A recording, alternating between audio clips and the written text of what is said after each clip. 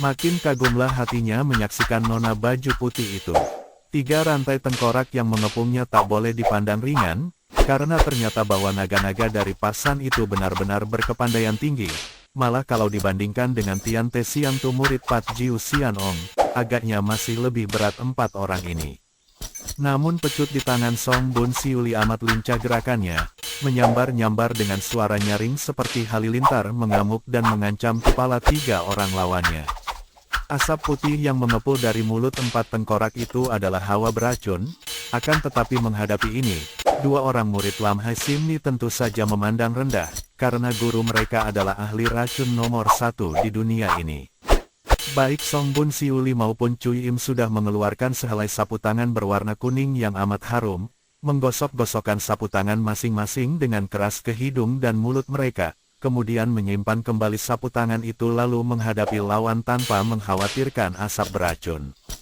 Biarpun tenaga sinkangnya belum pulih seluruhnya, namun ilmu pedang Ang Kiam Tok Sian Li memang hebat, sehingga tidak percuma dia berjuluk si pedang merah, dan kecerdikannya serta kekejamannya membuat ia patut pula dijuluki Tok Sian Li si Dewi Beracun.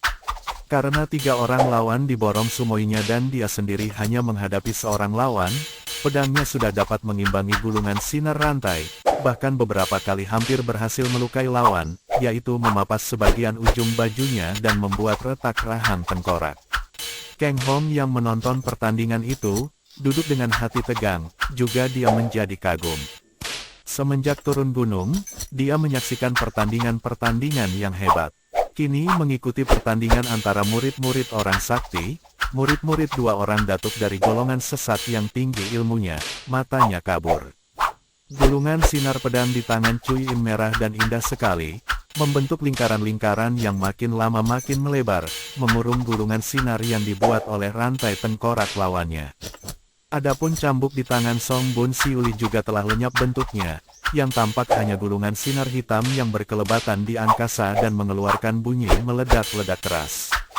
Dan sinar hitam ini dapat menahan rantai tengkorak 3 orang lawannya, yang berusaha keras untuk mengalahkan gadis muda yang namanya sudah amat dikenal di dunia Kangou itu. Tiba-tiba Kang Hong mendapat perasaan aneh dan menengok ke belakang. Alangkah kagetnya ketika dia melihat bahwa dari arah belakang datang puluhan orang, berindap-indap dan jelas sekali mereka berniat untuk menangkapnya. Mereka adalah anak buah Pasan Su Liong, datang menghampirinya dengan sikap mengancam, bagaikan segerombolan serigala yang hendak menyergap seekor kijang. Kang Hong maklum akan bahayanya kalau terjatuh ke tangan anak buah Pasan Kuiong. Memang tidak enak juga menjadi tawanan 2 orang gadis berhati ganas itu, akan tetapi menjadi tawanan orang-orang kasar ini agaknya akan lebih mengerikan pula. Mengapa dia tidak membebaskan diri saja? Kalau tadinya dia masih belum membebaskan diri adalah pertama, dia suka melayani permainan asmara Cui Im yang benar-benar telah dinikmatinya, dan kedua, karena dia tertarik dan berterima kasih kepada Song Bun Siuli yang menyelamatkan nyawanya. Akan tetapi sekarang, melihat dirinya mulai diperebutkan seperti sebuah benda berharga, Kang Hong menjadi muak dan timbul keinginannya untuk meloloskan diri selagi ada kesempatan mereka saling gasak itu. Kang Hong mengerahkan sinkangnya, mendesak pusat tenaga di pusar menyalurkan hawa sakti yang dia luncurkan ke arah kedua lengannya, kemudian sekuat tenaga dia merenggut.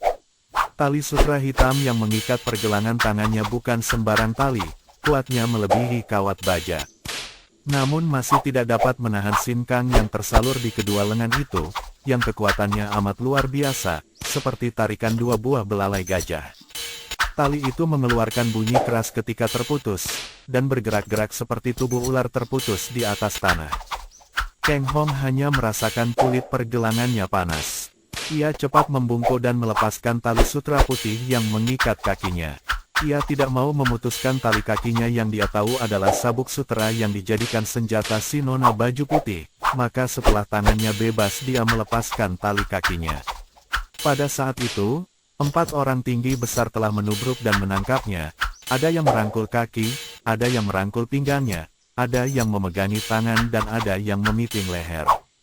Akan tetapi Kang Hong tidak peduli, dia terus bangun dan berjalan mendekati kereta, menyeret 4 orang itu yang melekat di tubuhnya seperti lintah. Kang Hong menyendal sabuk putih kemudian berseru kepada Song Bun Siuli yang sibuk melayani 3 orang musuhnya. Song Bun Siuli, ini senjatamu, terimalah.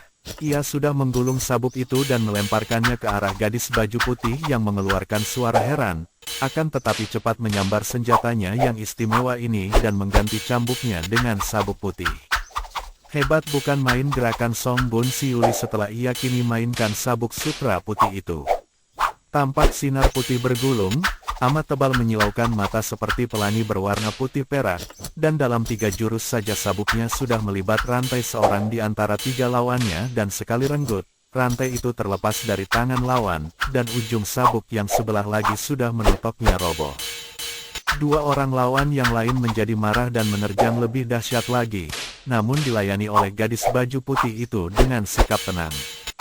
Setelah kini senjatanya kembali ke tangannya, gadis ini menjadi lebih tenang dan penuh kepercayaannya pada diri sendiri. Kang Hong masih dikeroyok 4 orang tinggi besar yang hendak menawannya, dan sambil berteriak-teriak belasan orang tinggi besar lain merubungnya, siap membantu teman-teman mereka kalau kewalahan.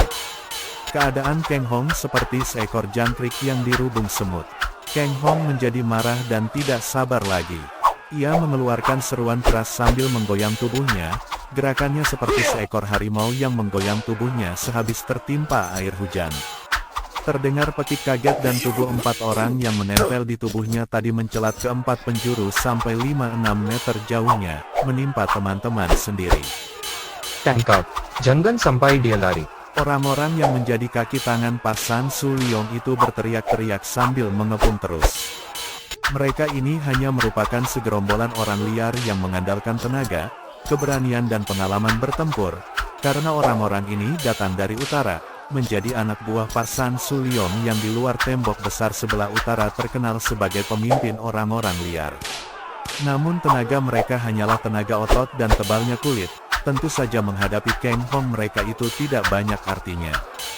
Kang Hong mulai mengamuk untuk mencari kebebasannya. Ia menggunakan kaki dan tangannya, menendang dan memukul. Para pengeroyok berteriak-teriak kesakitan karena setiap pertemuan kaki tangan mereka dengan kaki tangan Kang Hong pasti mengakibatkan tulang patah dan kulit pecah. Melihat anak buah mereka kocar-kacir, ditambah lagi seorang di antara mereka sudah tertotok roboh, 3 orang di antara Pasan Su Liong menjadi kacau permainannya. Apalagi kini Song Bun Siuli sudah memegang senjatanya sendiri yang amat ampuh, maka 3 orang tinggi besar murid-murid Pasan Kuiong itu tak dapat bertahan lagi. Pedang merah di tangan Cui Im berhasil melukai pundak lawannya, sedangkan kedua ujung sabuk sutera putih di tangan sumoinya yang amat lihai itu sudah merampas sehelai rantai dan memecut muka seorang lawan lagi sehingga pipinya terluka dan berdarah. Melihat lawannya mundur dan para anak buah mereka pun kocar-kacir dan mulai menjauhi Kang Hong, Song Bun Siuli cepat berkata dan meloncat mendekati Kang Hong. Lekas masuk kereta, kita melanjutkan perjalanan. Kang Hong berdiri memandang gadis itu dan menjawab. Aku tidak mau, aku ingin melanjutkan perjalananku sendiri, Nona. Kau hendak melawanku. Song Bun Siuli berkata halus. Suaranya dingin, sabuknya siap di tangan. Hati-hati Sumoy, dia mempunyai tenaga mujizat. Kata Cui Im yang juga sudah melompat dekat. Tidak mempedulikan Pasan Su Liong yang mulai menolong teman-temannya dan pergi meninggalkan tempat itu, karena maklum bahwa mereka tidak mungkin dapat melanjutkan usaha mereka merampas tawanan. Cia Kang Hong, lekas kembali ke kereta. Mereka tentu akan datang kembali, dan kalau yang muncul guru mereka Pasan Kuiong, atau guru Tiante Siang Tu tadi yaitu Pat Jiu Sian Ong, kami tidak akan dapat mempertahankan engkau lagi. Kata pula Song Bun Siuli. Suaranya tetap halus, akan tetapi bukan merupakan bujukan, melainkan peringatan. Kang Hong masih berdiri dengan kedua kaki terpentang, kokoh kuat seperti batu gunung, akan tetapi pakaian di sebelah belakangnya sudah compang-camping tidak karuan. Ia menggeleng kepala dan memandang kedua orang nona itu dengan pandang mata tajam. Tidak, aku ingin bebas. Sumoy, hajar mampus saja laki-laki tak berbudi ini. Teriak Cui Im, yang sudah melangkah maju dan siap dengan pedang merahnya. Tahan Suci, ibu menghendaki dia hidup-hidup. Kang Hong, engkau sendiri tadi mengaku bahwa aku telah menyelamatkan nyawamu. Apakah ini balasanmu? Hendak melawan aku, beginikah kegagahan murid Xin Jiu Kiamong? Kasihan kakek itu yang tentu gelisah dalam akhirat kalau menyaksikan muridnya yang tak mengenal budi. Wajah Kang Hong menjadi merah sekali dan dia mengepal tinjunya. Sudahlah, jangan membawa-bawa nama suhu. Baik, aku ikut. Akan tetapi ingat, hanya untuk menuruti perintahmu sebagai pembalas atas pertolonganmu. Setelah bertemu dengan Lam Hai Sin Ni, kuanggap hutangku padamu telah lunas. Setelah berkata demikian Kang Hong lalu berjalan menuju ke kereta. Cui Im menyenggol lengan sumoinya dengan siku sambil menggerakkan muka ke arah Kang Hong yang tampak oleh mereka dari belakang, sambil terkekeh dan berbisik. Lihat Sumoy, hebat tidak dia? Gadis baju putih itu memandang, dan seketika wajahnya yang cantik jelita itu menjadi merah sekali. Matanya yang jelita terbelalak ketika ia melihat ke arah tubuh belakang Kang Hong. Pakaian bagian belakang yang compang-camping, kulitnya yang penuh debu itu masih tidak dapat menyembunyikan sebuah punggung yang tegak dengan lengkung kuat di bagian bawah seperti terbuat daripada baja, bahu yang bidang, pinggang yang kecil dan sepasang pinggul yang bulat membayangkan otot-otot yang penuh tenaga di atas kaki yang kuat. Cepat-cepat dia memejamkan mata, tidak mau memandang lagi dan mulutnya mencela. Suci, engkau selalu mendahulukan nafsu-nafsumu. Kau tahu aku tidak sudi memperhatikan pria. Gadis ini membuang muka, dan setelah Kang Hong memasuki kereta, barulah ia berkata. Ambilkan selimut dan suruh dia menutupi tubuh belakangnya yang pantas. Cui Im terkekeh dan berlarian ke kereta, mengambil selimut dan melemparnya ke arah Kang Hong. Kang Hong, tutupi badanmu yang sebelah belakang rapat-rapat. Kau membikin Sumoy menjadi jijik. Hihi. Kemudian ia melompat ke atas di sebelah depan, dan segera membalapkan 4 ekor kuda, setelah sumoinya pun melompat masuk dan duduk menghadapi Kang Hong dengan sikap tidak acuh. Dari luar terdengar suara seorang di antara Pasan Suliong. Kalian tunggu saja, suhu sendiri yang akan merampas tawanan itu. Namun 2 orang murid Lam Hai Sin Ni tidak memperdulikan teriakan mereka dan terus membalapkan kereta ke selatan. Kereta berguncang-guncang dan Kang Hong duduk anteng, matanya tak pernah terlepas dari wajah gadis di depannya. Ia menjadi makin kagum. Gadis ini amat lihai ilmu silatnya, juga wataknya jauh berbeda dengan watak Cui Im yang cabul dan suka mengumbar nafsunya. Gadis ini pendiam, bahkan sama sekali tidak pernah memperlihatkan kegembiraan. Betapapun juga dalam hal kekejaman dan keganasan, gadis baju putih ini mungkin 10 kali lebih ganas dari Cui Im, sungguh pun agaknya tidak berwatak licik dan curang seperti sucinya itu. Diam-diam dia membuat perbandingan, yang manakah yang baik di antara kedua orang gadis ini. Cui Im hidup sebagai seorang yang ingin menikmati hidup sebanyaknya, selalu menuruti nafsunya tanpa mempedulikan sesuatu, hendak meraih kesenangan dunia sebanyaknya tanpa peduli dia akan dicap gadis cabul atau tidak. Pendeknya segala hal di dunia ini harus diarahkan demi kesenangan diri pribadi. Gadis seperti itu tentu saja tidak mempunyai kesetiaan terhadap siapapun kecuali dirinya sendiri. Akan tetapi gadis yang jauh lebih muda dan jauh lebih cantik juga lebih lihai yang duduk di depannya ini memiliki tipe tersendiri dan sukar sekali meraba-raba untuk mempelajari wataknya. Wajah cantik ini seolah-olah memakai kedok dari salju, begitu dingin dan sukar sekali dijenguk isi hatinya, karena apa yang terkandung di dalam hati dan pikirannya sama sekali tidak mengubah kulit muka yang halus dan tetap dingin itu. Tiba-tiba saja muka yang jelita ini bergerak dan sepasang mata yang jernih bertemu dengan pandang matanya. Kang Hong terkejut dan tersipu. Cepat mengalihkan pandangan matanya, pura-pura melihat pohon-pohon di pinggir jalan. Engkau lapar. Pertanyaan itu pun tiba-tiba dan halus merdu. Kang Hong mengangguk dan menjawab perlahan. Haus. Namaku Biao Eng, dan kau boleh memanggil aku dengan namaku. Kang Hong terkejut. Kiranya ada juga sikap manis budi pada diri nona aneh ini. Cepat dia mengangkat muka memandang, mengharapkan ada perubahan muka pada nona itu, perubahan muka yang wajar, yang tersenyum seperti halusnya ucapan yang dikeluarkan. Namun dia kecelik, wajah itu tetap dingin dan tenang, sama sekali tidak membayangkan sesuatu kehangatan. Ia menghela napas panjang dan berkata, Memang aku lapar, dan terutama sekali haus, Biao Eng. Song Bun Siuli atau yang mengaku bernama Biao Eng, dengan tenang mengambil bungkusan dari sebelah belakangnya. Di atas tempat duduk kereta itu, membuka bungkusan dan mengeluarkan sebuah roti kering yang besar. Ia mematah-matahkan roti itu, membagi menjadi 3, lalu memberi sebagian kepada Kang Hong, sebagian lagi ia lemparkan ke arah Cui Im sambil berseru. Suci, silahkan makan. Dan dia sendiri lalu memulai makan bagiannya. Cui Im menggigit roti kering sambil tertawa dan berkata, Sayang Sumoy, seguci arak ayang ciu telah dihabiskan sekali teguk oleh bocah itu. Hihi. sepasang alis yang hitam itu berkerut sebentar, namun tidak cukup untuk membayangkan bagaimana perasaan Biao Eng. Apakah kecewa, ataukah marah, ataukah perasaan lain lagi? Hanya bibirnya yang tadi tertutup ketika dia mengunyah roti di dalam mulut, kini terbuka sedikit mengeluarkan kata-kata.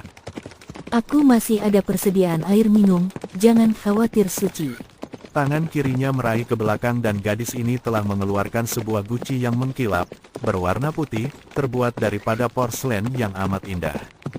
Melihat bahwa Kang Hong paling dulu menghabiskan rotinya, nona ini menyerahkan guci porselen kepadanya sambil berkata, Minumlah dulu. Kang Hong menerima guci itu, memandang kagum lalu bertanya, Mana cawannya? Hihi, Kang Hong. Kau selalu bersopan-sopan mencari cawan. Apa kau khawatir diracuni? Ah, jangan takut.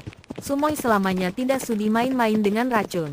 Dan segala macam racun yang dimasukkan ke dalam guci pusaka itu akan lenyap pengaruhnya. Cui Im tertawa-tawa mengejek sehingga muka Kang Hong menjadi merah sekali. Ia hanya memegangi guci itu dan tidak minum, menanti sampai nona di depannya menghabiskan rotinya. Biao Eng juga tidak peduli bahwa pemuda itu belum juga minum dari guci. Kau minumlah dulu, Nona Biao Eng. Katanya memberikan guci itu. Sikap nona ini membuat Kang Hong tidak berani untuk menyebut namanya begitu saja, melainkan menaruh sebutan nona di depannya. Nona ini sikapnya seperti seorang puteri istana saja, begitu halus, angkuh namun dingin. Biao Eng tidak menjawab, melainkan menerima guci itu, membuka tutupnya dan mengangkat guci ke atas mukanya yang ditengadahkan, lalu dituamnya air dari guci yang memancur memasuki mulutnya yang dingangakan.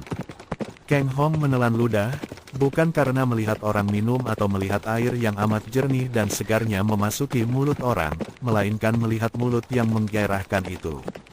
Mulut yang terbuka, tampak giginya berderet putih, lidah meruncing merah sekali bergerak-gerak ketika kejatuhan air jernih. Melihat rongga mulut yang segar kemerahan, yang membayangkan kesedapan dan kenikmatan, Kang Hong diam-diam bergidik dan tidak tahu dari mana datangnya perasaan ini, yang timbul semenjak dia jatuh oleh godaan asmara Cui Im. Setelah gadis itu menyerahkan guci kepadanya, barulah dia sadar dan cepat menerima guci itu. Akan tetapi belum dia minum air itu, dia teringat kepada Cui Im. Kang Hong selama berada di Kunlun Pai mempelajari tata susila, sopan santun, dan telah membaca banyak kitab, maka sifat sopan santun sebenarnya telah meresap di hatinya.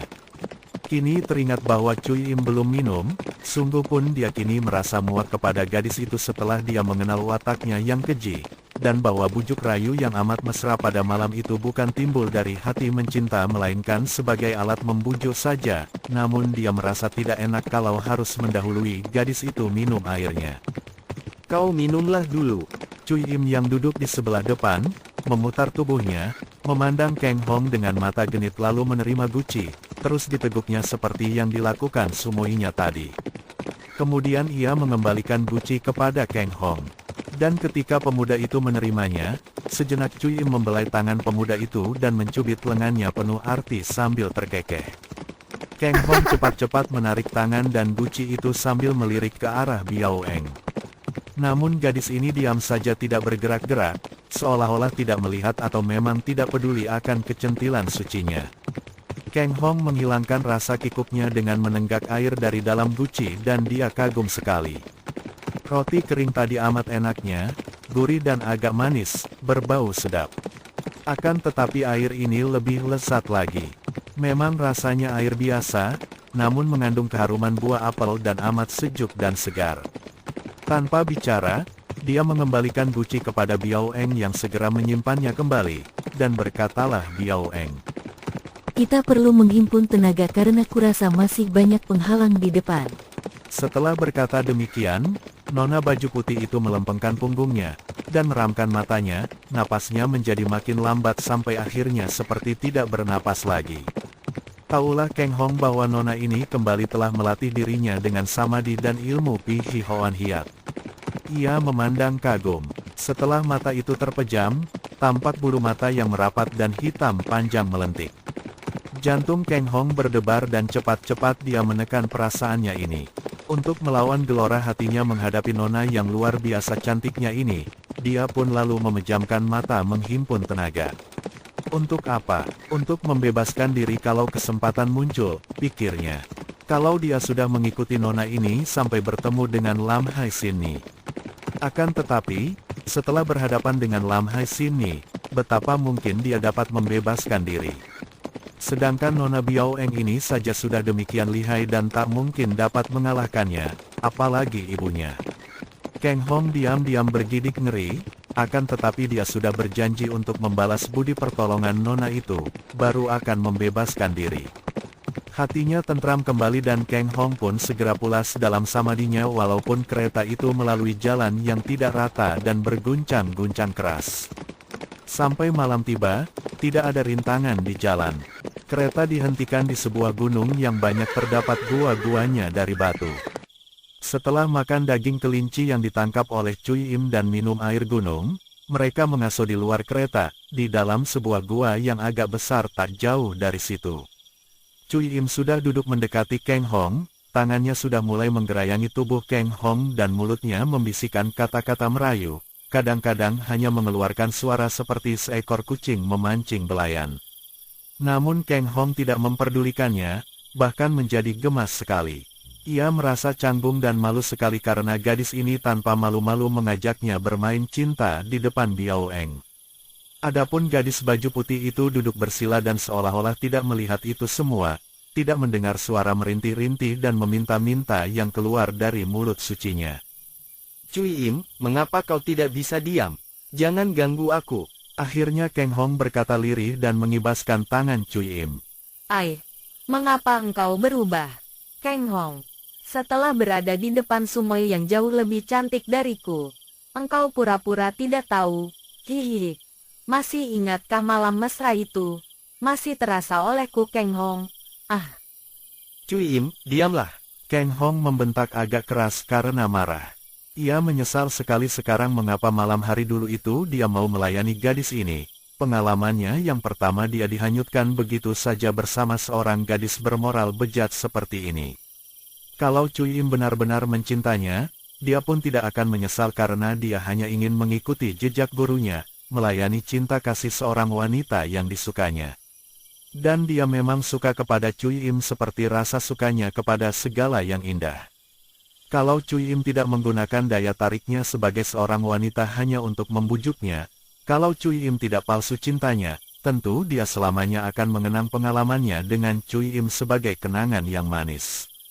Sekarang, dia hanya akan mengenangnya sebagai sebuah kenangan yang memalukan dan menjijikan.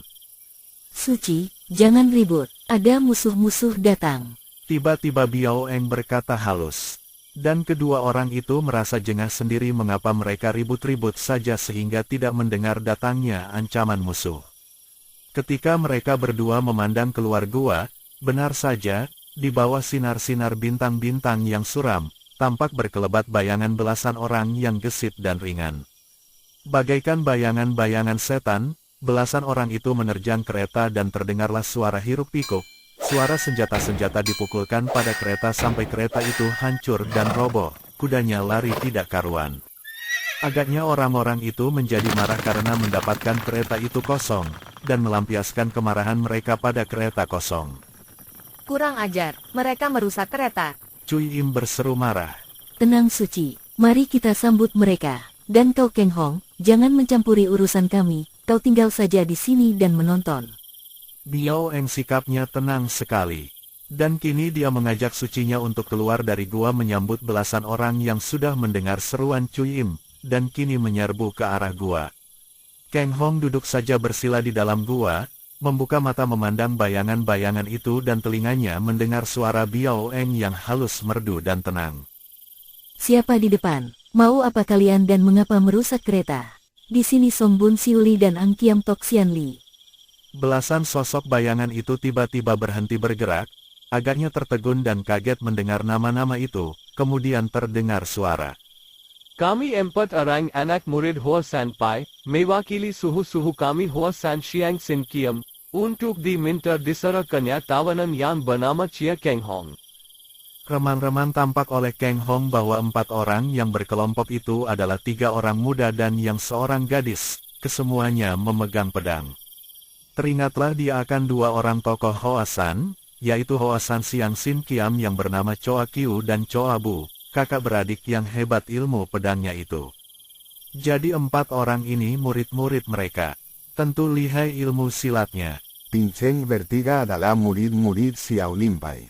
Mentati perintah ketua kami untuk menangkap Chia Keng Hong. 3 orang Wesio gundul Xiao Limpai itu masing-masing memegang sebatang toya dan tampaknya mereka itu kuat-kuat.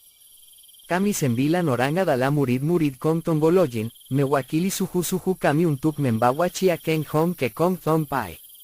9 orang ini pun masih muda-muda, dan kalau tidak keliru penglihatan Keng Hong dalam gelap itu, terdiri dari 6 orang pemuda dan 3 orang pemudi, dengan senjata bermacam-macam. Ada pedang, golok, tombak pendek, ruyung dan cambuk saja. Diam-diam Keng Hong menjadi gelisah. Betapapun lihainya Cui Im dan Biao Eng, mana mungkin dapat menang menghadapi pengeroyokan 16 orang yang kesemuanya adalah murid-murid tokoh besar yang sakti. Namun, baik Cui Im maupun Biao Eng bersikap tenang-tenang saja, bahkan kini terdengar suara Biao Eng yang halus dan dingin, mengandung ejekan dan tantangan. Chia Keng Hong adalah tangkapan yang berada di kekuasaan kami sebagai wakil dari Lam Hai Sin Ni. Tak seorang pun boleh mengganggunya. Kalian ini murid-murid tokoh besar di dunia Kang Ok, sungguh tak tahu malu telah merusak kereta kami. Kalau memang hendak menggunakan kekerasan, majulah, kami berdua tidak gentar menghadapi kalian. Omitohut. Kiranya Song Bun Siu Li masih seorang bocah yang mulutnya sombong sekali. Bentak seorang murid Xiao Limpai yang sudah menerjang maju dengan toyanya, diikuti 2 orang sutenya. Yang lain-lain juga segera berseru keras dan menerjang maju, mengeroyok Cui Im dan Biao Eng. 2 orang gadis murid Lam Hai Sin Ni mengeluarkan suara melengking tinggi dan tampaklah gulungan sinar pedang merah dari tangan Cui Im yang amat gemilang, disusul gulungan sinar putih sabuk sutera Biao Eng yang lebih gemilang dan lebar lagi. Pertandingan berlangsung dengan seru di malam yang remang-remang itu. Tingkat kepandaian 2 orang murid Lam Hai Sin Ni sesungguhnya lebih tinggi daripada tingkat kepandaian murid-murid Xiao Limpai, Kong Tong Pai dan Hoa San Pai itu, apalagi Biao Eng.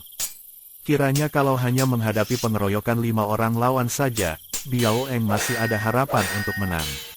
Adapun takaran lawan Cui Im kiranya hanya 2 atau paling banyak 3 orang lawan saja. Kalau mereka dikeroyok 7 atau 8 orang, barulah ramai dan seimbang. Akan tetapi kini yang mengeroyok mereka adalah 16 orang. Tentu saja kedua orang murid Lam Hai Sin Ni menjadi terdesak hebat, sehingga terpaksa mereka itu harus saling bela, dengan cara berdiri beradu punggung. Dan memutar senjata secepat mungkin untuk menangkis hujan senjata yang menimpa mereka. Sekali ini pun sabuk sutera putih di tangan Biao Eng berjasa lagi karena sabuk yang panjang itu selain dapat melindungi tubuhnya sendiri, juga dapat membantu sucinya yang mulai repot. Bahkan beberapa kali Cui Im mengeluarkan teriakan marah ketika betis kirinya dan pangkal lengan kanannya tercium ujung senjata lawan, sehingga biarpun bukan merupakan luka parah, namun cukup merobek baju dan kulit mengeluarkan darah. Nona berdua sebaiknya menyerah saja, kami tidak bermusuhan dengan Nona berdua, juga tidak ingin membunuh.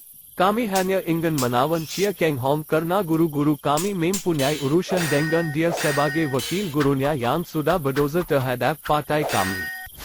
Terdengar seorang pemuda murid Hoa San Pai berkata nyaring. Mulut besar. Bentak Cui Im. Keng Hong adalah tawanan kami. Kalau kalian dapat membunuh kami, baru boleh bicara tentang menawan Keng Hong. Bagus, memang kaum sesat selalu nekat dan mau menang sendiri.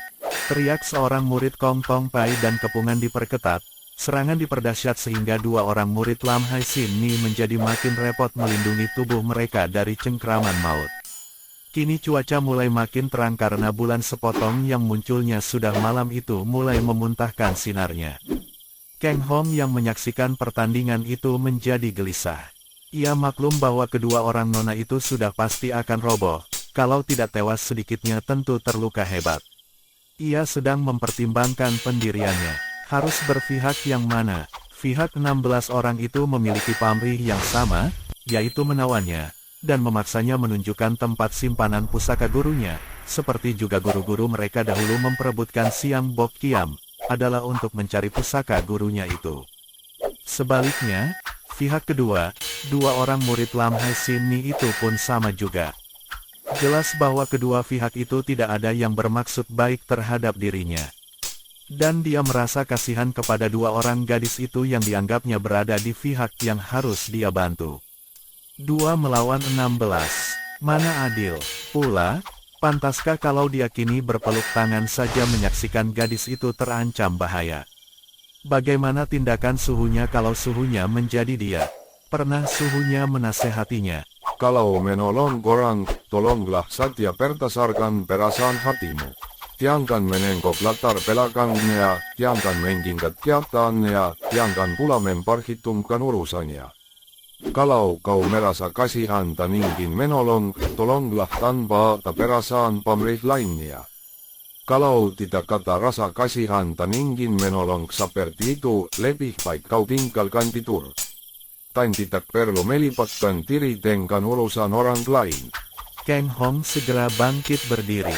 Mungkinkah dia membiarkan saja dua orang gadis itu tewas? Tidak. Biarpun dia tidak suka kepada Cui Im, merasa sebal menyaksikan tingkah laku gadis itu, namun harus diakui bahwa dia telah mengalami kesenangan dengan gadis itu dan dia merasa tidak tega kalau melihat Cui Im tewas di ujung senjata banyak lawan yang mengeroyoknya. Apalagi terhadap Song Bun Siuli yang bernama Biao Eng.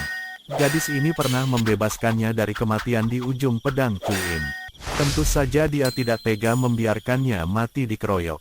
Kang Hong melompat ke dekat tempat pertempuran, sebelah tangannya memegang sebatang ranting, dan dia berseru. Cia Kang Hong berada di sini. Siapa yang hendak menangkap aku, majulah. Mengeroyok anak-anak perempuan kecil, apa tidak malu? Kang Hong, tutup mulutmu yang sombong. Cui Im memaki marah karena dikatakan anak perempuan kecil, juga ia menjadi gelisah, karena sekali Kang Hong keluar, terbukalah kesempatan bagi para pengeroyok untuk melarikan pemuda itu. Benar saja, mendengar teriakan ini, sebagian besar para pengeroyok meninggalkan dua orang gadis itu dan mengejar Kang Hong. Kini yang mengeroyok Cui Im dan Biao Eng hanya tinggal 6 orang saja, yaitu seorang Wesio Xiao Lim Pai, 2 orang murid Hoa San Pai, dan 3 orang murid Kong Tong Pai. Adapun yang 10 orang sudah lari dan berebutan menubruk Kang Hong dengan tangan kosong karena mereka ingin menangkap pemuda itu hidup-hidup, seperti yang diperintahkan guru masing-masing. Akan tetapi tubrukan mereka itu disambut sinar yang bergulung-gulung dari ranting yang diputar oleh Kang Hong. Terdengar bunyi. Ketika ranting di tangan Kang Hong itu menyabet-nyabet mereka, ada yang terkena pipinya, ada yang terkena lehernya atau lengannya. Mereka berseru kaget dan meloncat mundur. Tidak mereka sangka bahwa sabetan ranting bisa mendatangkan rasa nyeri yang begitu hebat. Taulah mereka bahwa murid Sin Jiu Kiamong ini tidak boleh dianggap remeh. Mereka kini maju lagi dan mulai mengirim pukulan, sungguh pun hal ini masih dilakukan dengan tangan kosong karena mereka ingin menangkapnya hidup-hidup. Melihat datangnya pukulan-pukulan ini, Kang Hong menggerakkan rantingnya lagi. Namun dia merasa kaku sekali untuk mainkan Siang Bok Kiam Sut dengan ranting itu dalam menghadapi pengeroyokan begini banyak orang. Hujan pukulan dan cengkraman itu ada yang dapat ditangkisnya, namun ada pula yang mengenai tubuhnya, bahkan kini selimut penutup tubuh belakangnya sudah terlepas, bajunya yang kena dicengkram juga mulai robek-robek. Timbullah kemarahan di hati Kang Hong. Kalian nekat ya, bentaknya. Dan ketika seorang Wesio Xiao Lim yang memiliki sinkang paling kuat mencengkram ke arah pundaknya dengan ilmu cengkraman Eng Jiao Kang, cengkraman kuku Garuda, dia cepat mengulur tangan kanannya memapaki cengkraman itu sehingga kedua telapak tangan itu bertumbukan di udara. Wesio Xiao Lim Pei itu kaget bukan main, merasa betapa lengannya tergetar dan panas. Cepat dia berusaha menarik kembali tangannya, akan tetapi sia-sia saja, tangannya sudah melekat dengan tangan pemuda itu. Dan alangkah kaget hatinya ketika merasa hawa sinkang dari tubuhnya berserabutan keluar dari tubuh melalui tangannya itu, disedot oleh telapak tangan Kang Hong. Wesio itu mengeluarkan teriakan-teriakan aneh. Dan teriakan-teriakan ini disusul teriakan-teriakan lain ketika banyak tangan sudah menempel di tubuh Kang Hong tanpa dapat ditarik kembali.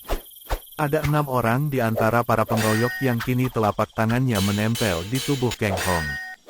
Dan sinkang mereka membocor terus disedot oleh tubuh pemuda yang luar biasa ini.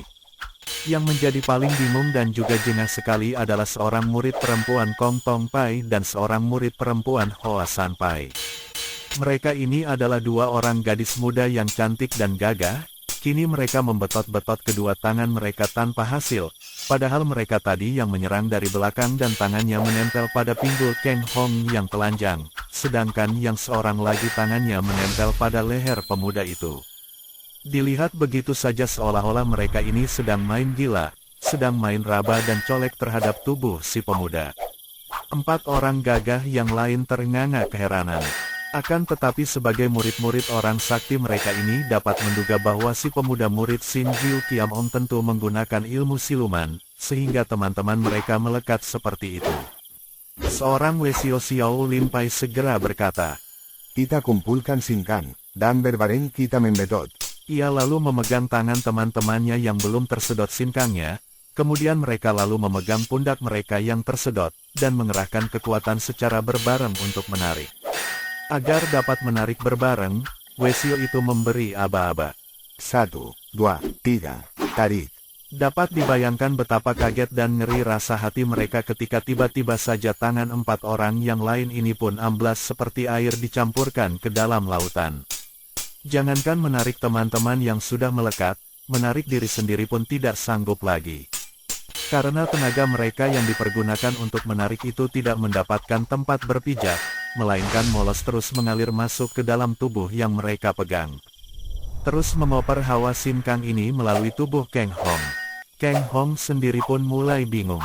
Seperti yang pernah dia alami di Kunlun Pai, sekarang pun dia merasa betapa tubuhnya kebanjiran hawa sinkang, dadanya serasa hampir meledak-ledak, kepalanya seperti menjadi sebesar gentong beras, berdenyut-denyut, matanya merah dan hampir terloncat keluar dari pelupuknya, seluruh tubuh terasa berdenyutan, dan gatal-gatal panas. Biarpun sinkang 10 orang ini masih belum menyamai sinkang Kiang Tojin dan beberapa orang sutenya, namun bagi Kang Hong tetap saja merupakan siksaan yang hebat. Dan dia sendiri tidak tahu harus berbuat apa untuk melepaskan mereka. Ia maklum, bahwa sekali dia mengerahkan tenaga yang mendesak-desak ini untuk mengibaskan mereka, akibatnya tentu hebat seperti yang pernah dia lakukan di Kunlun San. Akan tetapi pada waktu itu, yang dia robohkan hanyalah belasan batang pohon-pohon raksasa.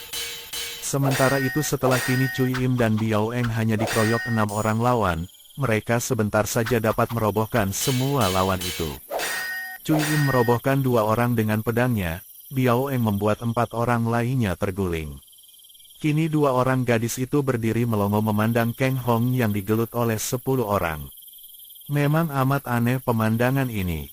Kang Hong berdiri dengan tubuh menggigil di tengah-tengah, sedangkan 10 orang itu menggeluti tubuhnya, banyak yang diam tak bergerak, ada yang masih mencoba untuk membetot-betot, namun semuanya tidak berhasil dan terdengarlah keluhan dan rintihan putus asa keluar dari mulut 10 orang itu. Itulah Sumoy, ilmunya yang mujizat, menyedot sinkang orang seperti ku ceritakan kepadamu. Hei, sekarang tahu aku mengapa sinkangku lenyap sebagian besar. Kiranya malam itu, dia telah menyedot hawa sakti tubuhku. Kurang ajar. Cui Im memaki. Heran betul, benarkah dia bisa memiliki Tiki Ibeng? Menurut ibu, di dunia ini tidak ada lagi yang mengerti ilmu itu. Ibu sendiri hanya mengerti sedikit. Bocah ini hebat suci. Kalau didiamkan saja, 10 orang ini tentu mati semua. Dan ibu tidak akan senang kalau kita menanam bibit permusuhan dengan partai-partai persilatan besar. Hayo kita lepaskan mereka. Mana mungkin Sumoy, jangan-jangan kau akan ikut tersedot. Ki, ilmu setan yang mengerikan. Aku mengetahui caranya, Suci. Kalau begitu Subo telah mengajarmu ilmu ini. Ah, mengapa aku tidak diberitahu sama sekali? Cui Im bertanya dengan cara mencela, penuh iri. Hanya mengerti cara membebaskannya. Sama sekali aku pun tidak tahu akan ilmu ini. Kalau kau menguasainya, alangkah banyaknya orang-orang yang kau sedot habis. Biao Eng lalu memungut cambuk kuda dari atas tanah di dekat kereta yang sudah hancur. Kau pergunakan cambuk ini. Jangan sekali-kali pergunakan tanganmu untuk menyentuh mereka. Kalau kau sudah menotok pergelangan tangan Keng Hong, kau pergunakan ujung cambuk untuk membetot tangan-tangan yang menempel di tubuhnya. Mengerti? Cui Im mengangguk, dan mereka lalu menghampiri 11 orang yang bergelut tanpa bergerak sambil berdiri itu. Biao Eng lalu memutar sabuk sutera putihnya ke atas, terdengar suara berdetak-detak kemudian kedua ujung sabuk itu menyambar ke depan, tepat menotok pergelangan kedua tangan Keng Hong. Dan pada saat itu, selagi Keng Hong merasa seolah-olah kedua lengannya lumpuh dan saluran hawa sakti yang membanjir ke tubuhnya terhenti, Cui Im sudah menggerakkan cambuknya melibat tangan-tangan yang menempel di tubuh Keng Hong lalu membetot sekuatnya. Biao Eng juga menggunakan sabuk suteranya melakukan hal sama sehingga dalam beberapa detik saja, 10 orang itu telah terjengkang roboh dan sambil mengeluh mereka itu cepat duduk bersila sambil mengatur napas untuk memulihkan, atau setidaknya mendapatkan sedikit tenaga sehingga mereka tidak roboh pingsan terus tewas. Keng Hong yang terlepas daripada kebanjiran hawa sinkang, berdiri dengan tubuh bergoyang-goyang seperti orang mabuk. Ia memang persis seperti orang mabuk arak. Bahkan ketika dia berjalan menghampiri Cui Im dan Biao Eng, dia berjalan dengan kedua kaki diseret, seolah-olah kedua kakinya menjadi kaku dan kejang, kedua lengannya tergantung kaku pula di kanan kiri, matanya yang memandang dua orang gadis itu dikejap-kejapkan karena dalam pandang matanya yang berkunang-kunang, dua orang gadis itu kini berubah menjadi 4. Ia mengusahakan diri untuk tersenyum dan mengucapkan terima kasih, akan tetapi senyumnya berubah menjadi menyeringai menakutkan, dan pandang matanya menjadi liar sehingga Cui Im dan Biao Eng yang amat lihai itu pun sampai mundur-mundur ketakutan. Hehehe, terima kasih Jiwi Xiao-Chia yang telah membebaskan diriku dari, lintah-lintah itu. Biao Eng memandang tajam dan berkata halus. Keng Hong, kau simpanlah kembali ilmumu menyedot sinkang itu. Keng Hong menggeleng-geleng kepalanya. Tidak bisa. Disimpan bagaimana? Terlalu penuh tubuhku. Dadaku sakit, kepalaku mau meledak. Tenaga ini, mendorong-dorongku. Ia memegangi kepalanya, dan meramkan kedua matanya. Ingin dia memukul, menendang, ingin dia merobohkan apa saja, dan keinginan ini timbul secara serentak, mendesak kepadanya menjadi seorang liar yang memuaskan nafsu untuk merobohkan dan membunuh apa saja. 16 orang yang telah terluka semua itu, akan tetapi tidak ada yang tewas karena kedua orang gadis itu memang tidak bermaksud membunuh mereka agar jangan mendatangkan bibit permusuhan, kini juga memandang ke arah Keng Hong dengan mata terbelalak dan mulut ternganga. Keadaan pemuda itu memang menyeramkan. Tidak saja mukanya menjadi merah seperti udang direbus, dan matanya jelalatan seperti mata setan, akan tetapi bahkan rambut kepalanya seperti berdiri satu-satu. Tanpa disadari dan dimengerti oleh Keng Hong sendiri, setelah kini tidak ada sinkang orang lain yang membanjiri tubuhnya, otomatis daya sedotnya lenyap dan kini sebaliknya berubah menjadi daya serang yang amat luar biasa. Memang sebetulnya ketika Sin Jiu Kiamong mengoper sinkangnya kepada Keng Hong, kakek ini tidak sempat lagi untuk memberi pelajaran tentang menguasai sinkang yang kelebihan di dalam tubuh muridnya. Karena paksaan ini, terjadilah salah susunan, salah kerja. Sehingga sinkang yang membanjiri tubuh pemuda itu menjadi liar, ibarat ia ditampung tanpa ada pintu untuk memasukkan dan mengeluarkan air, datangnya membanjir secara liar. Kalau saja Keng Hong sudah dapat menguasai dirinya sendiri, tentu dia akan dapat mengatur sehingga hawa yang masuk disesuaikan dengan tempatnya, dan dapat pula mengatur bagaimana untuk membuka pintu mengeluarkan Sin Kang dalam penggunaan sesuai dengan keperluannya. Kini, setelah secara liar hawa Sin Kang membanjir masuk, keadaannya menjadi terbalik. Pintu masuk tertutup dan pintu keluar sukar dibuka kalau tidak dipaksa dengan pukulan dan tendangan, tidak dipaksa untuk bertanding. Maka hawa pun mendesak-desak dan membuat tubuhnya seperti sebuah balon karet yang terlalu penuh diisi hawa, siap untuk meletus setiap saat. Tiba-tiba terdengar derap kaki kuda. Belasan ekor kuda mendatangi dari depan menuju ke tempat itu. Binatang-binatang itu adalah binatang tunggangan para murid ketiga partai persilatan itu yang tadi meninggalkan kuda mereka di dalam hutan sebelah, agar mereka dapat mengepung kereta tanpa mengeluarkan suara. Kini belasan ekor kuda itu berlari-larian karena dikejutkan oleh serangan seekor harimau, dan dalam keadaan panik belasan ekor kuda itu lari menerjang ke arah orang-orang yang sedang terheran-heran memandang ke arah Kang Hong dengan mata terbelalak.